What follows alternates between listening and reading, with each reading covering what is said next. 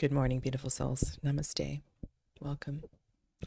Today is the reading for the Judgment card. And this is a card that is one, I don't know how all of you feel, but there's certain cards in the tarot that feel foreboding. And there's no denying that. And there's something about this particular card that it's a wake-up call. This is a call to remember what business hasn't been taken care of. Good morning, Kavis. There is something about this particular card that says, remember that this is the second to last major. This is the end of this particular leg of the journey. This is the climax. This is the place where you are being called to step up and respond in a way that you can, well, let's just say it would be in your highest to follow. There's a fearlessness to this card. And sometimes, you've heard me say, well, okay, this card is here now. I need to do a little bit of background work so I can see this through. And you have 12 months to work with this card. So maybe you take the first 3 months of the year to prepare so that you can navigate this. This is your Everest, whatever that is. That's what this is. It's time. It's time for you to commit to this final leg of the journey, and things have the opportunity to look a lot different. So why would you do that? Why would you repeat the same old things? Why would you do it again? Now we're going to talk about some of the details in the cards, but this is truly the clanging of the drum. This is the XX, the 10-10, the big change, the second to last major. This is the third, the final card with an angel on it. This is your opportunity to connect with spirit. And this is a primordial fire. This is the card of the phoenix. This is you truly rising from the ashes. So what are you going to do? What are you going to do with this year?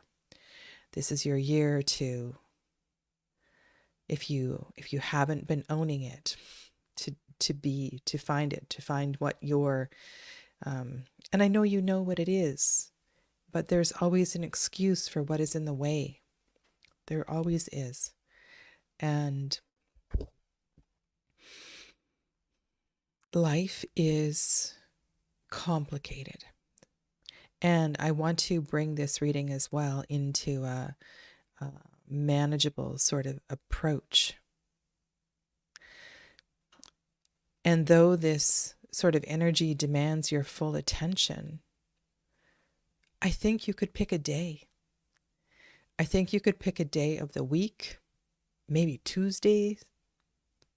I'm saying that because of the energy of Mars on Tuesday.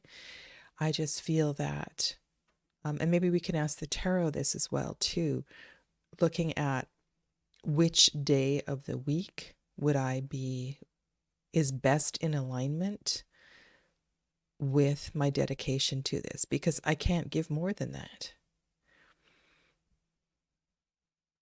And that's a lot. That might seem impossible for some people.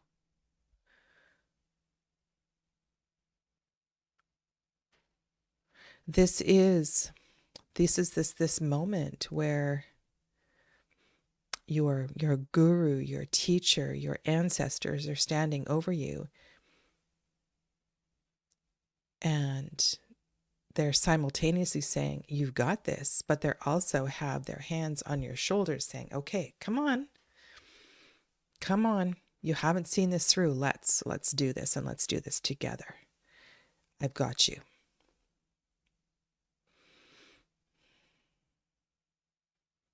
This follows so this final 7 cards of the final septenary is it's really overwhelming, and it asks lots of big questions. And I suppose, we can look at all of these cards as a sort of a rehashing of the first septenary and the second septenary. So look at the second to last card in the first septenary, the Lovers. Look at the second to last card in the second septenary, Death. And then look at this card. This is you rebuilding anew. I was sitting with this card this morning, last night, with the Marseille card.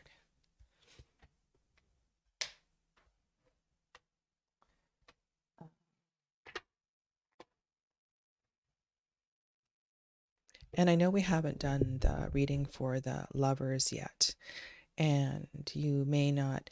And it's funny because I'm not sure that I have read a discussion on this particular card and the similarities, but I was thinking of the Lovers card and this conversation among all of the players in the card.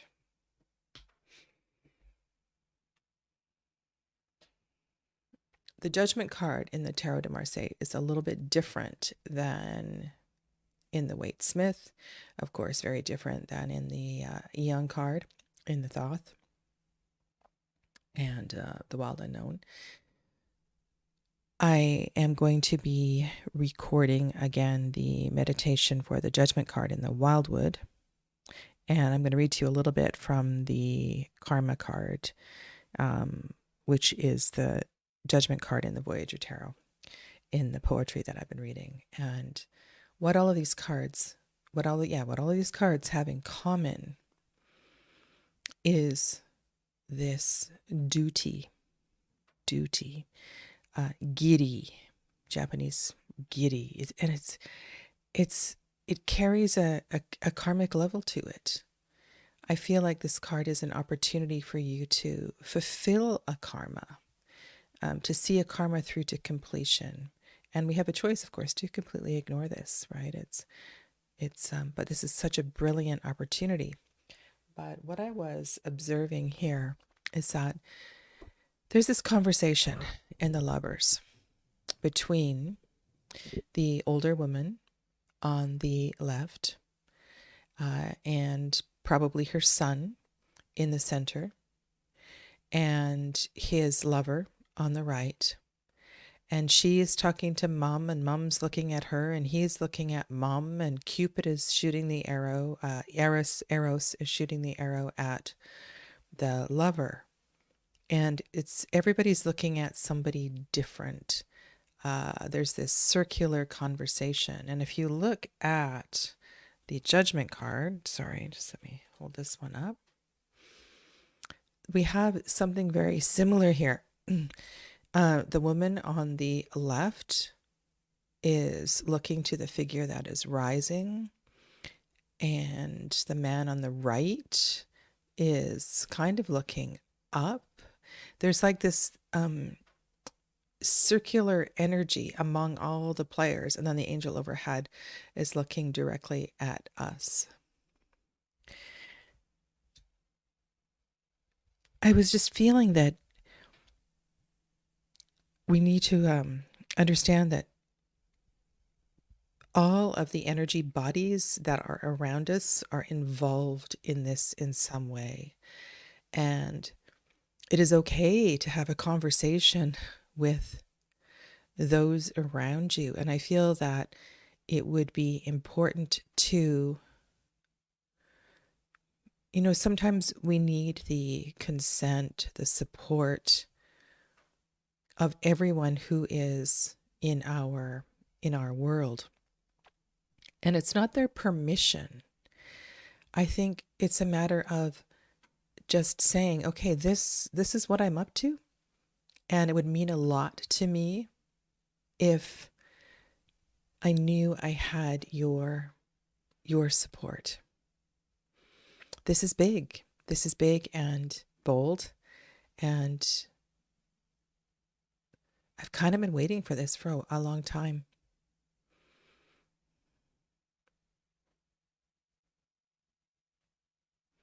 This is an opening. This is an awakening. And so the question is, are you going to step through?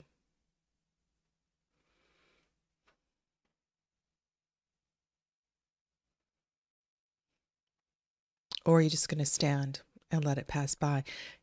Is that an option? Yeah, I think it is. I think it is. And unfortunately, I think that's too often the go-to behavior. Excuse me.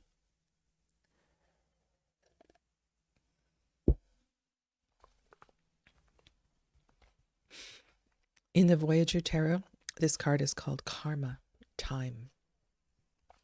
Karma Time.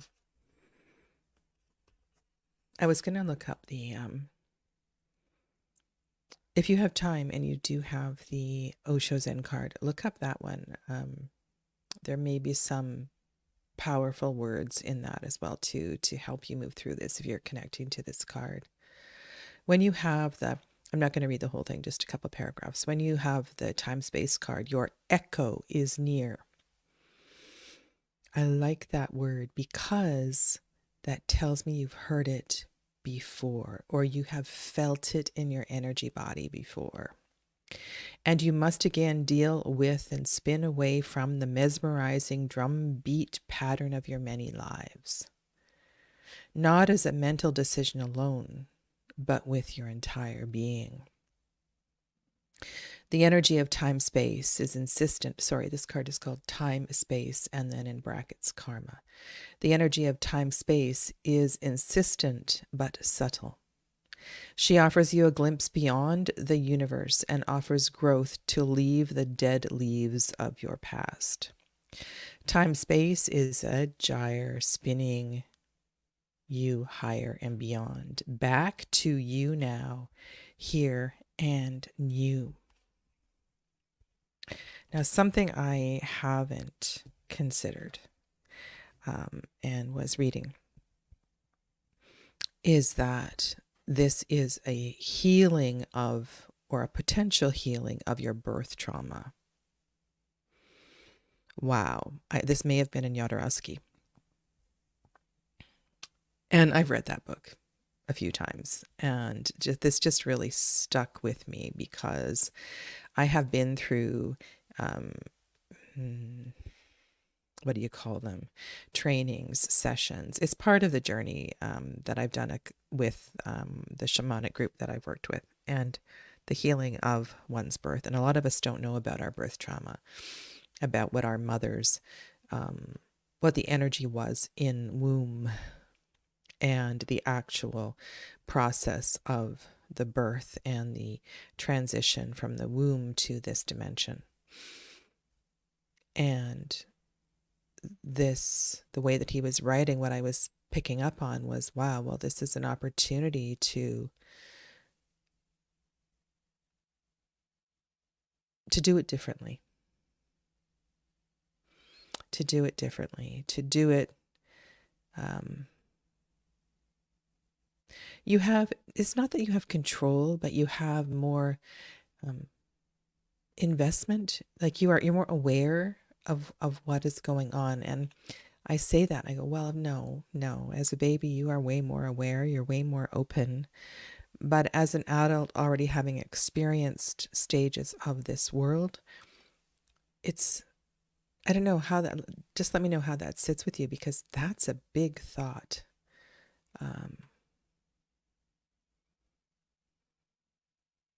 A new Aeon, a new life, a new way. I would have to go back through my chart and see what years I have had this card as a number. And if you're watching this reading, you might want to do the same to go back and recall what years you've had this as a card. I think its potential is amazing. It is. Breathe. Learn to breathe. Part of the preparation is getting strong. Now, this card showed up in the Tower reading, and it was below the Tower. It was in the Moon position. And it's like it was,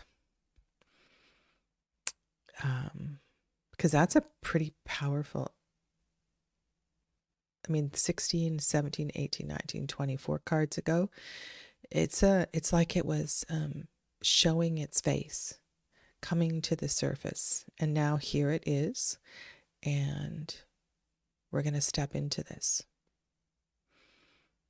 Okay, so now here is a really important question. Is there a mundane way to interpret this card? And that is something I would like you to think about. Is there a mundane way to interpret this card? So let's suppose you are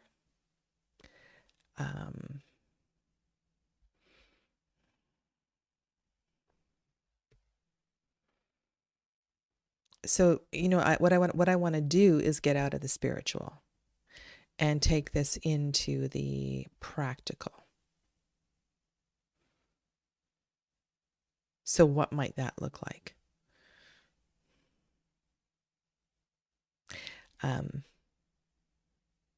It's Max in New Amsterdam. Like, he's the epitome of the bravery of this card. And if you don't know that TV show, he's just one of those people who's fearlessly willing to endure change and all of the fallout of that change.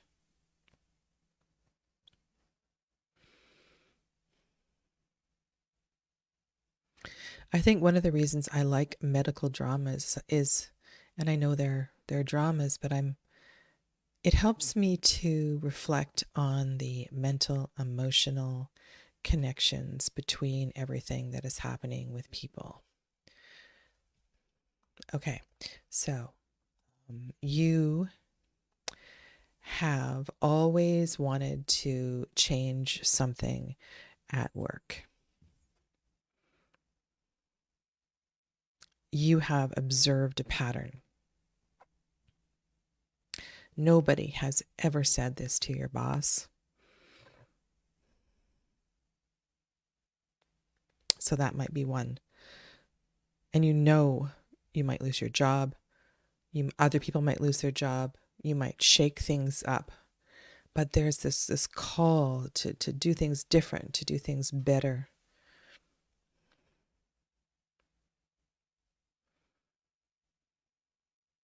Maybe there is an Everest. Maybe there is a trip of a lifetime. And you've never done it. And now, while you're able and you're mobile and you're healthy, this means, wow, okay, I might lose my job. If I ask to have a year off or 3 months off or 6 months off, I'm not sure it's going to be there when I get back. But I know that this trip of a lifetime is just something that's calling to me.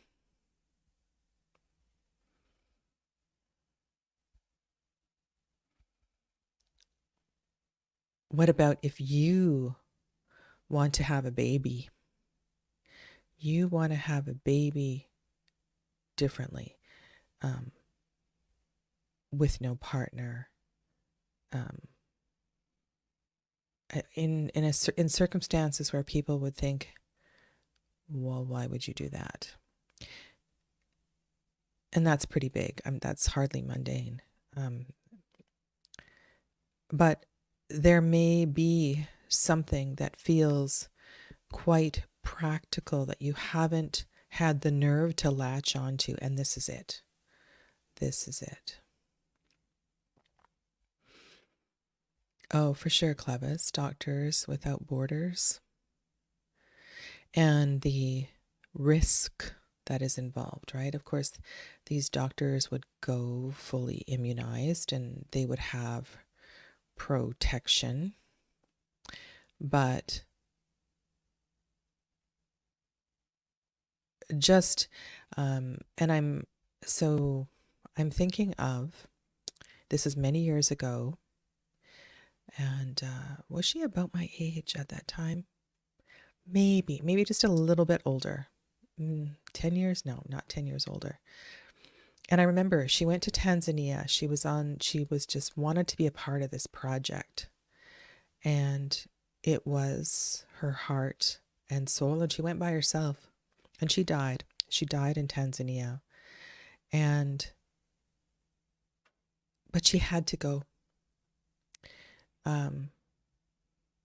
I think about a couple of young people I know that have taken great risks in their life and died. And I'm not saying that this card is going to send you to your death, but there's a commitment to something really transformational. Living off grid. That is something that is huge, especially if you haven't done that before. And while you may have intellectually processed that, the emotional experience of that shift will crack you open, right? This is you coming out of the egg again, for sure. Good morning, Casey. Namaste. Okay. So I think today, when I lay the cards,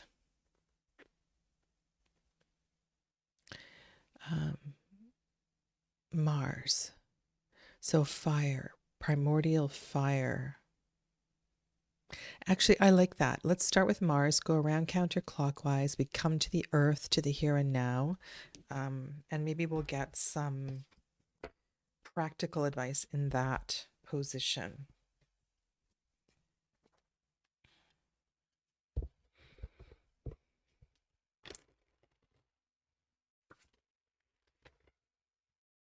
And one more thing. I was rereading the meditation for this card in the Wildwood Tarot, which, like I said, I'm going to record today, and it'll be a members video. It'll go in the Wildwood series. That is also part of an ancestral healing.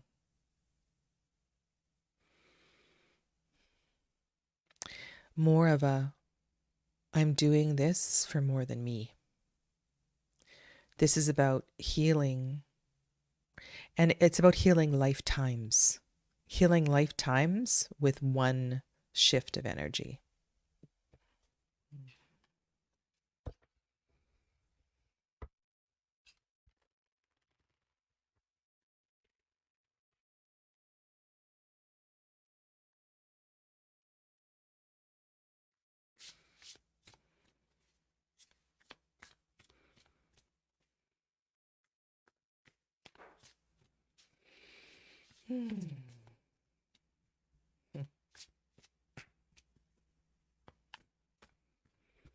This is a reading for those who have Judgment as their card of the year, those that are exploring their fire energy major transitions, perhaps those that have 10 as their card of the year.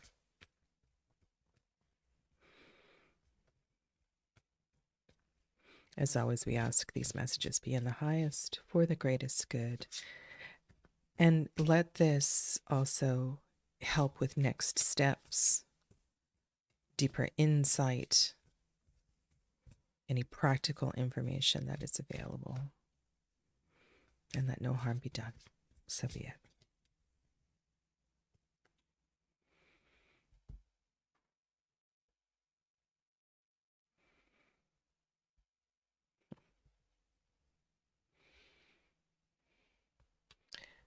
Ooh, that I left one on the floor, on the table. Okay. Okay.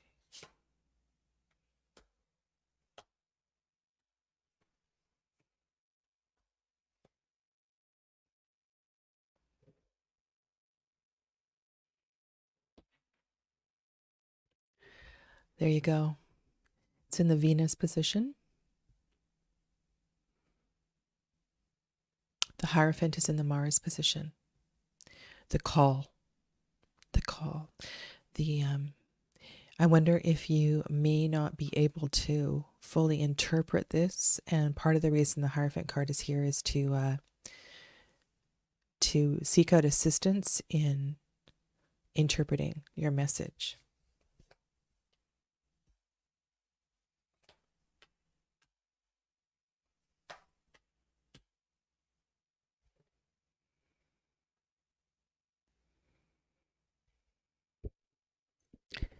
Down on the bottom is Ace of Wands, Five of Wands, Five of Swords, 5. So we have 3 5s. 5, 5, 5. Lots of this is, we have one card of peace, harmony, ace, action. Okay. Looking at all those cards, I would suggest taking a couple of months or longer to get strong. And what does that mean for you? Does that mean emotionally preparing for some dedication to yourself? Does it mean some sort of physical active regime? This is a lot. This is a lot. And, when we are working on our intuition and developing greater trust in our clairvoyancy and audience and things like that, it does really help if we feel strong. And I went back to teaching I teach a Zoom class, restorative yoga on Monday nights. And it's had very low attendance, but I continue to teach it because there's this one student who almost always shows up. And I've thought about going back out and doing this in a public setting, but it's really good for me as well too, because I know that every Monday night at 8 o'clock, I'm going to be on my mat leading this restorative practice. And it is this level of mindfulness and commitment to slowly deepening awareness into the body. And I've never done Tai Chi, but I feel like Tai Chi would be really good for this as well too. Some sort of deep practice that has an emotional, a breath, and a physical awakening to it as well would be really good here. As a preparation for this journey that you're on this year. The Hierophant faces in. The Hierophant is fully engaged in this. So I would say there are deeper messages here. And in both the moon and the earth position, I think what I'm hearing here is, because this is now, right? You are in that place of, in that middle place, right? You're trying to figure out, well, can I just forget about this for a while and go back? Or do I turn around and cross this bridge? So bridge, 5s, bridge, 5, Hierophant, Pontiff, Pont. This is an invitation to cross the bridge, to pick up your torch, to decide to pick up your torch, Ace of Wands, and to cross that bridge for your healing.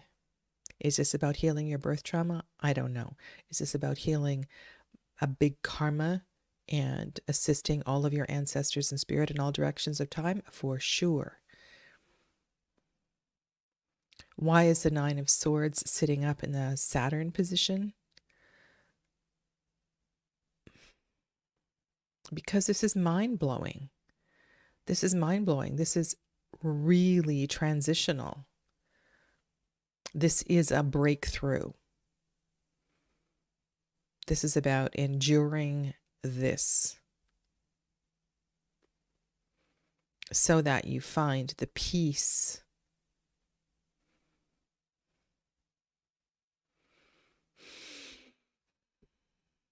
and I think there's a promise of that in the Jupiter card. By sharing, by opening, like I was saying earlier, it's important that you discuss this with those that are around you.